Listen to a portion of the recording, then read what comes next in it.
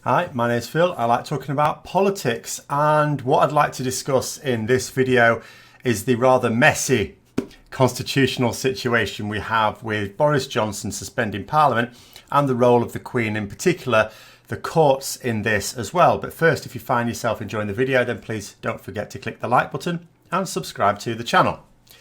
So there is a court case which was brought over summer in order to test the legality of proroguing Parliament. Boris Johnson has been threatening to do this for a little while, and so a group of parliamentarians decided to test the waters. They took the case to the Court of Session, which is the Scottish equivalent of the High Court, in order to test it out, simply because they sit over summer. The High Court in England and Wales does not. The judge has had a preliminary hearing today. So there's been the prosecution, so to speak, as well as the government defending, presenting their arguments. The idea being that the judge could, tomorrow, just as a preliminary thing, put an injunction in place. There would be a full hearing next week. Now, one of the arguments put forward by the defence, by the government in this particular case, is that prorogation is not a matter for the courts or even for Parliament. It is something that the Queen does, and she always does it on the advice of the government. Now, that is all true, and that might be the end of it regarding the legal case. It might be that the judge has to say, well, this is the case, and that's all there is to it.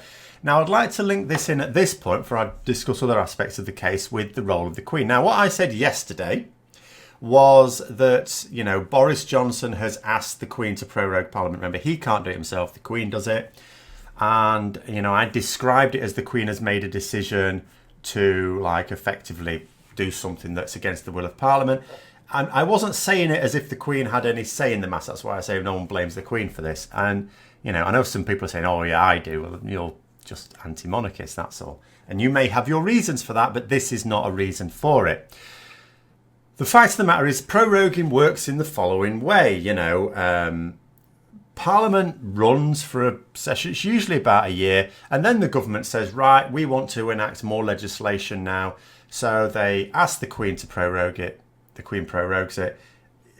There's a week or so where Parliament's not sitting, and then it comes back, and the government gives the Queen a speech to read. And this speech, the Queen's speech, basically sets out what the government intend to introduce over the next session. What is their legislation? Now, in a way, there is nothing unreasonable about Boris Johnson as Prime Minister deciding to end the current session of Parliament and strike up a new one, because he's a new Prime Minister. He doesn't necessarily want to fulfil the legislation that Theresa May wanted to. He may want his own Queen's speech. That all sounds perfectly reasonable. And the other thing is, as they keep, well, I'll come to that bit in a minute. So from the Queen's point of view, the situation is this. We are sort of potentially expecting the Queen to have said no. She can't say no, and the reason is because what's different this time? The Prime Minister has asked her to prorogue Parliament to begin a new session of Parliament. That's normal. She's getting grief at the moment. She's done this goodness knows how many times. Dozens of times. As Queen. No one's given a crap about it before, because it's all been perfectly normal. The Prime Minister goes to the Queen, says, I want to end this session. Can you prorogue Parliament, please? She says yes, because that's her job. And that's the way it works. I had thought that maybe she'd be able to delay it until this court case, but maybe she can't. I don't know. I'm not an expert in these matters. Clearly the advice she got meant she couldn't. And people have talked about this, oh, well, what's the point of having this constitutional monarch then, if this is going to happen? That is sort of part of the point. The fact that she will do what the elected representatives want her to do. And Boris Johnson is elected. All this bit about, oh, he's an unelected Prime Minister. No, he's not. He's elected. He's not elected by the people, but no Prime Minister is. Prime Ministers are not elected by the people. They're elected effectively by Parliament. Yes, there was no vote by Parliament, but Parliament, basically, by virtue of the fact they didn't oppose it, gave their blessing. Parliament could have stopped this. They could have said, actually, we don't want Boris Johnson as Prime Minister. But I talked about that in the video that came out earlier, so if you want a few more details on that, if you check that out for me, please.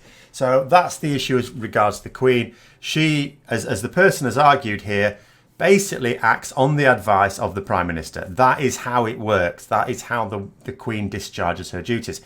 Parliament is able to directly approach the Queen in what is known as a humble address. So sometimes the government doesn't act in the best, wishes of Parliament, but Parliament doesn't feel strongly enough to depose the government. So what they can do is they can vote to issue what's called a humble address, which is where they directly tell the Queen what is the will of Parliament.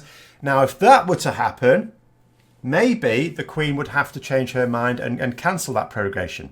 The problem at the moment, and this is one of the arguments coming back to the court case now, that the prosecution, for want of a better word, came up with, the parliamentarians who bring in this case, have said Parliament is not sitting at the moment, and therefore Parliament is not able to have its voice.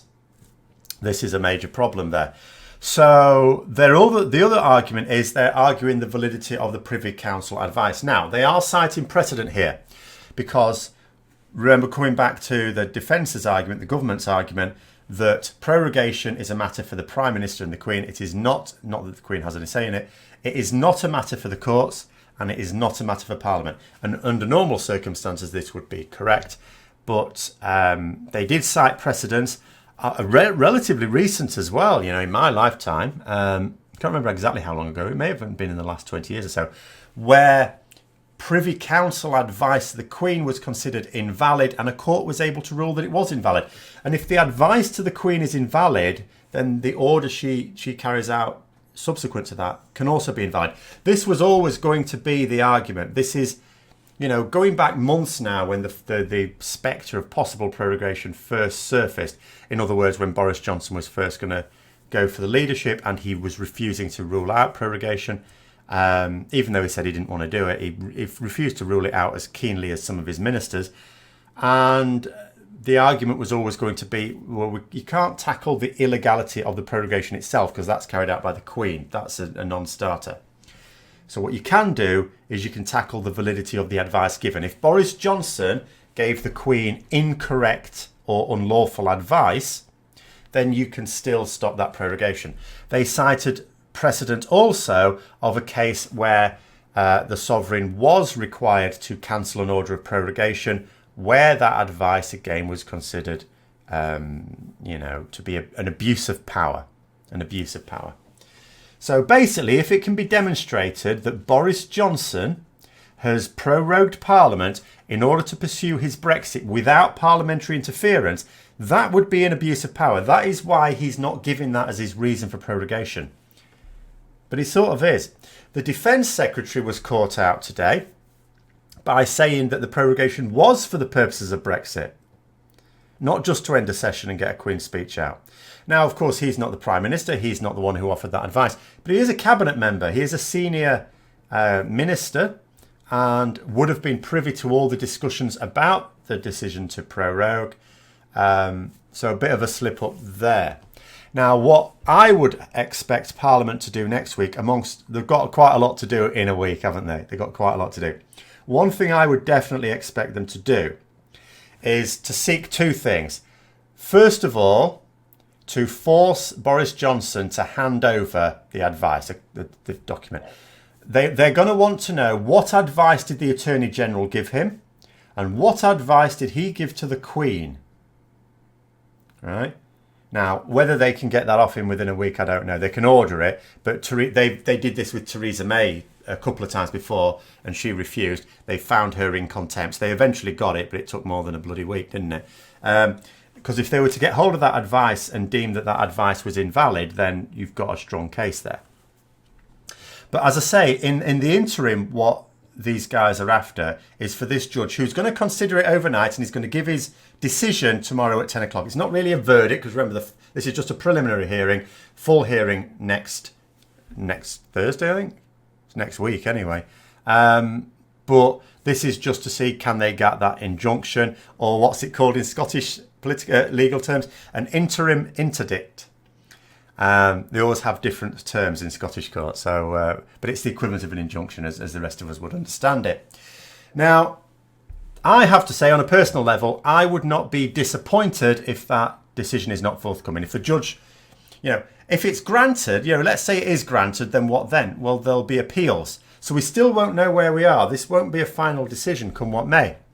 And if the judge denies it, it doesn't mean it wouldn't be granted next week. It just means that the judge is simply accepting another argument on the government's part. So another of the government's arguments was there is no point in granting this because the full hearing is next week, which is still before prorogation.